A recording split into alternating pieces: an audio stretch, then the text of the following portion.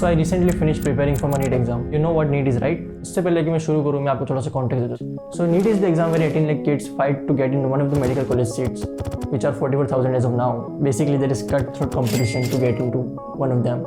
So आप सोच रहे होंगे कि मैं कौन हूँ? तो I am the narrator and the main character of this story, which I'm gonna tell you in this video. So let's start from the start. So as generic as it gets, I was an average kid. I did go to school but nothing special until class 9. क्योंकि जब class 9 की result आया तो I was scoring low marks. I was getting like 65%. मेरी mummy ने बोला कि now you have to study more, क्योंकि अगले साल से बोर्ड है और अगर तुम्हारे बोर्ड में अच्छे मार्क्स नहीं आए तो यू माइट लैग बिहाइंड. तो मैंने उस बात पे ध्यान नहीं दिया. And then time passes by and class 10 summer vacation came around. जब क्लास 10 का समर वेकेशन आया तो मुझे एक कोचिंग भेज दिया जहाँ पे क्लास 10 का पूरा सिलेबस एक ही महीने में पढ़ा देंगे, including math, science and English. I think वो तो ठीक है, पर जो मेन चीज़ मैंने वहाँ जाके नोटिस की कि वहाँ पे कुछ बच्चे थे जो क्लास 7th 9th में और 10th में थे, तो वो अभी से नीट जेई के लिए प्रिपेयर कर रहे हैं. ये देख के I was just mind boggled and I instantly gets urge to study more and more, so I might not let behind. After coming back home I just grind my ass off. इतना कि जो मैं class 9th marks थे maths में वो थे 35 out of 100, और जो मैं क्लास 10th में मार्क्स थे मैथ्स में वो थे 95 out of 100. And it was good and keeping in the momentum I opted for bio in class 11th and joined the NEET coaching to become a doctor. But after this, I didn't realize, but I was fall for one major thing, which is known as idiot fallacy, or also known as Dunning-Kruger effect. Look, I was on the peak, and now I'm gonna drop into the valley. So keeping that aside, और जैसे ही मैं सबसे पहले coaching में पहुंचा, जो सबसे पहली चीज़ मैंने नोटिस की कि यहाँ पे सब टॉपर, मतलब आप इमेजिन करें कि सारे PUBG के टॉप प्लेयर्स को कोचिंग में उतार दिया, तो वो सब क्या करेंगे? सब दौड़ेंगे चड्डी पहन के एक बंदूक के पीछे, और यही हो रहा था. Everybody is running after one single गोल.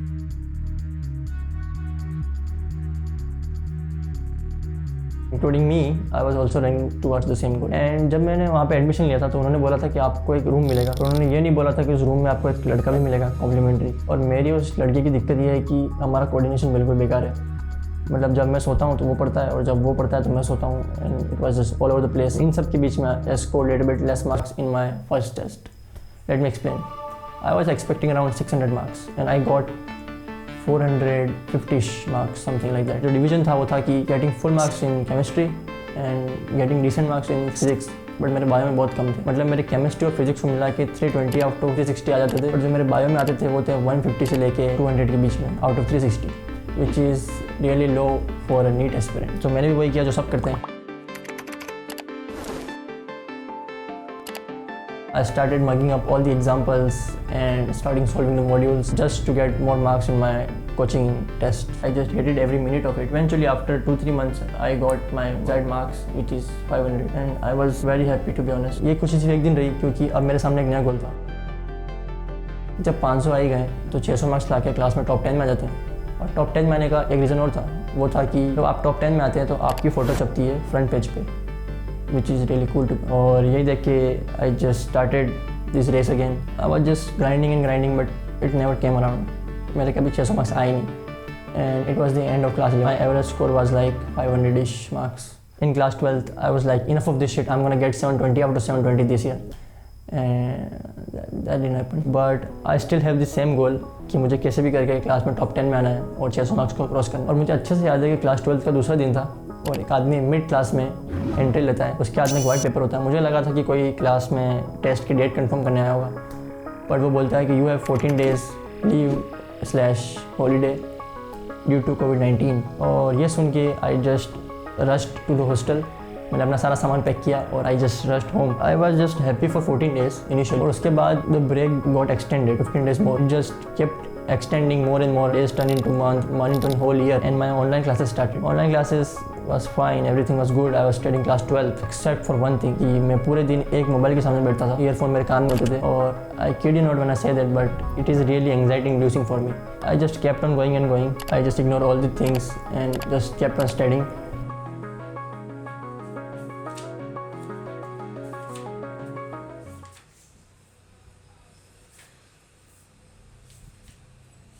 उसके बाद मैंने टेस्ट देना चालू किया, और क्लास 12 में मेरे मार्क्स वही थे 500 to 550 के बीच में ही मैं कहीं रह रहा था. और मेरी जो रैंक थी वो थी 11, 16 और 19. ये मेरी फिक्स रैंक होती थी हमेशा अंटिल थर्ड क्लास टेस्ट. क्योंकि जब थर्ड टेस्ट आया तो I just prepared very hard for it and then I gave the test. आज तक मुझे सबसे ज़्यादा जो मार्क्स आए हैं क्लास टेस्ट में वो थे 565 marks. It is my all time highest.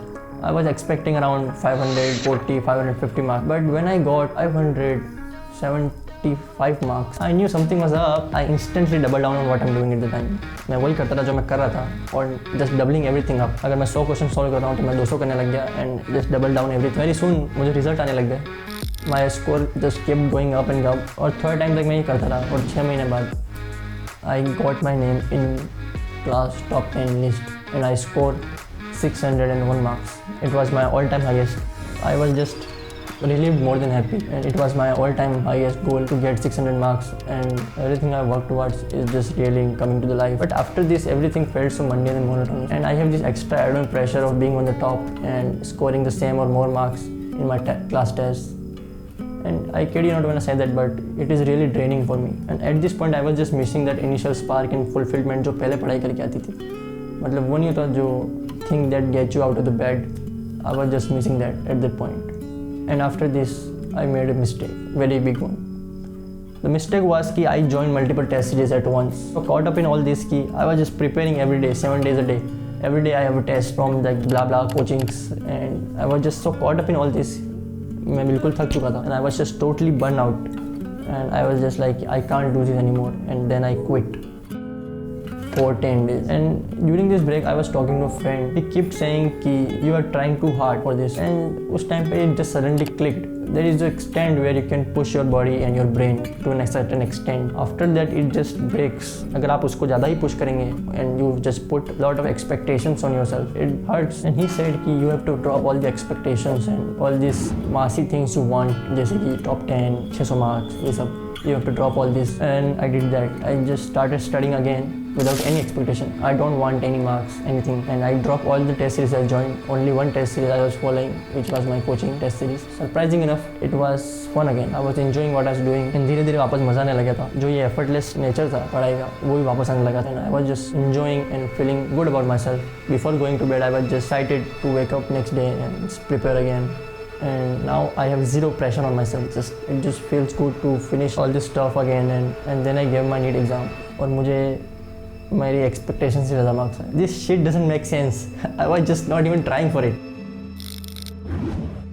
और जितने भी लोग मुझे देख रहे हैं उनमें से भी कोई ना कोई किसी ना किसी एग्जाम के लिए प्रिपेयर कर रहा होगा. Let me give you some tips. I have 3 tips for you. Number 1, सबका पढ़ने का और तैयारी करने का तरीका अलग अलग होता है. So don't compare and don't follow any strategy कि आप ऑनलाइन देख रहे हैं कि तो how to become a topper है, उसने बता दिया कि you have to study 16 hours a day. Just don't do it. It will fuck you up like this in days. It will just fry you.